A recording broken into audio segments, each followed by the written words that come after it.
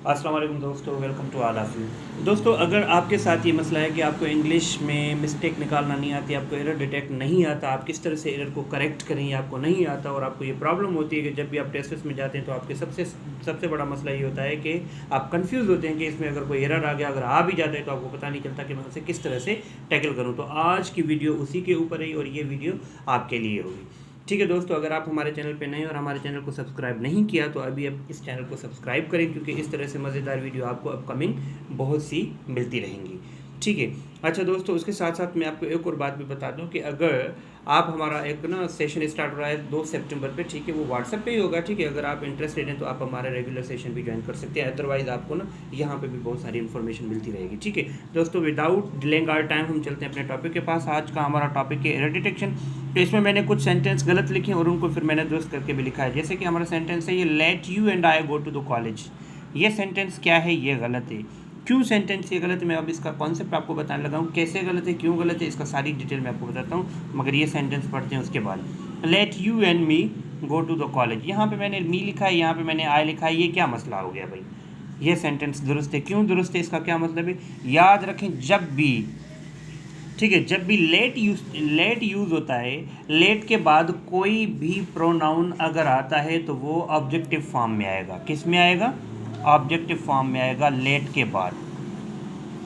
ठीक है, आई के ऑब्जेक्टिव फॉर्म मी है, यू के ऑब्जेक्टिव फॉर्म यू होती है। ठीक है, तो ये बात आप जहन में रखें, जब भी लेट ये वर्ब है, इसके बाद कभी भी कोई भी मतलब कि प्रोनाउन अगर आएगा तो वो ऑब्जेक्टिव फॉर्म में आएगा। जैसे लेट यू एंड आई, तो आई क्या है, सब्जेक्टिव फॉर्म है, इसलिए ये सेंटेंस गलत है। लेट यू एंड मी, ये मी क्या है, यहाँ पे ऑब्जेक्टिव फॉर्म है, इसलिए ये सेंटेंस अब दुरुस्त हो गया। सेकंड सेंटेंस देखते हैं, between you and I he is a religious person. अब ये सेंटेंस भी गलत है। क्यों गलत है, इसका भी सेम कॉन्सेप्ट है, उसको मैं बता देता हूँ आपको। ये कह रहा है कि हमारे और आपके बीच में ये एक बड़ा जो बंदा है, ये ना एक क्या कहते हैं, ये मजहबी बंदा है। अब ये सेंटेंस गलत क्यों है, इसमें भी सेम मिस्टेक है। देखते हैं, between you and me he is a religious person.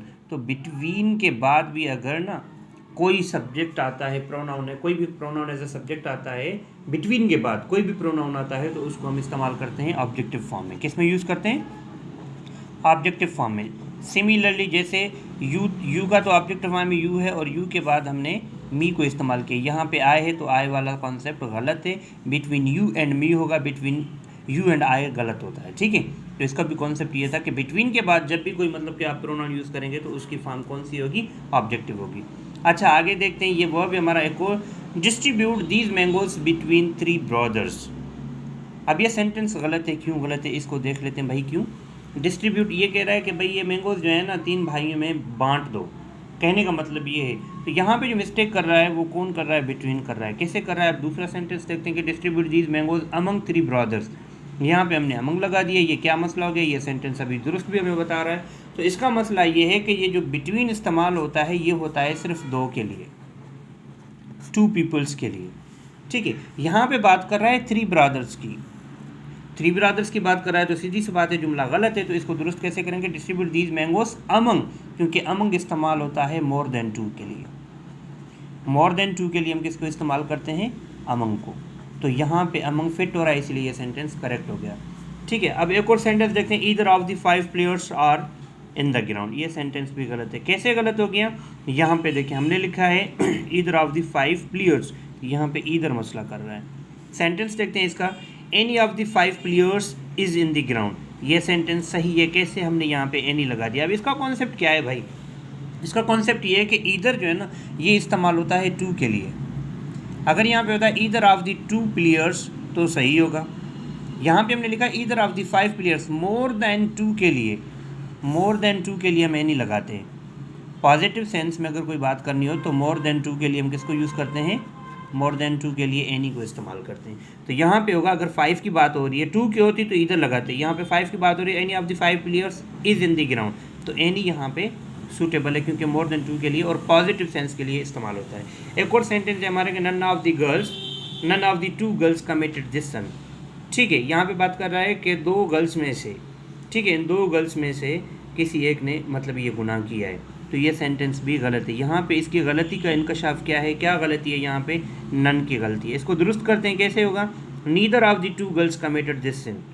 ठीक है, किसी भी लड़की ने मतलब कि ये सिन नहीं किया, क्योंकि नीदर ऑफ द टू की बात हो रही है यहाँ पे टू। तो यहाँ पे ये बात याद रखें, अगर ना नेगेशन की बात हो रही है, नेगेटिविटी की बात हो रही है, अगर मोर देन टू होगा तो नन इस्तेमाल करेंगे। टू से ज़्यादा होगा, टू से ज़्यादा के लिए हम इस्तेमाल करते हैं नन को। अगर टू होगा, नेगेशन में टू होगा तो नीदर इस्तेमाल करते हैं, क्योंकि नीदर का इस्तेमाल होता है ईदर की तरह। ईदर होता है पॉजिटिव के लिए, नीदर होता है नेगेटिव के लिए। ये सिर्फ टू के लिए, ये मोर देन टू के लिए।